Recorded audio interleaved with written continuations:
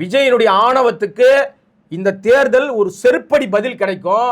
இந்த மக்கள் செருப்பால் அடிக்கும் போது அப்பதான் உணர்வார். உணரும் போது அன்பை விதைக்கிற, அன்பை நேசி, இவ்வளவு காலம் அன்பு செலுத்திய மனைவி கூட இருக்க போறதில்ல, மகள் கூட இருக்க போறதில்ல, நடிகை தான் கூட இருப்பா. அவ மேக்கப் போட்டுக்கிட்டு இவனை வேலைக்காரியா தான் வச்சிருப்பா. ஒருத்தர் சொன்னார், ஒரு நண்பர் ஒருத்தர் சொல்லியிருக்காரு, அந்த நடிகை வீட்டு, அதாவது பேரே சொல்லிட்டார், அது வைரல் ஆயிருக்கு, அதனால அது பேர் சொல்றது ஒன்றும் பெரிய தப்பு இல்லை.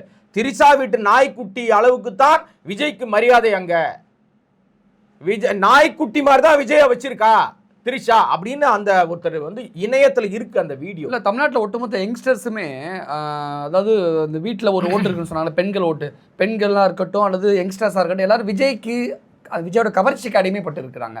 ஆனால் விஜய் திரிஷா இல்ல சார், ஆக்சுவலாக என்னன்னா சார், விஜயுடைய தனிப்பட்ட வாழ்க்கை கேவலமானது சார், அசிங்க பிடிச்ச வாழ்க்கை.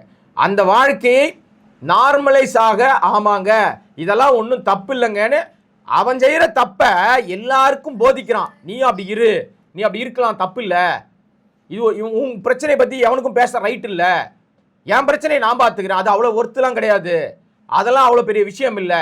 அப்போ இத்தனை ஆண்டு காலம் குடும்பம் நடத்தின அந்த பொண்டாட்டியே ஒர்த்து இல்லைன்னா நீ யாரா? நீ யாரு? நீ அப்பனை மதிக்கல, அம்மாவை மதிக்கல, பொண்டாட்டியே மதிக்கல, பிள்ளைய மதிக்கல, பெண் குழந்தைய மதிக்கல.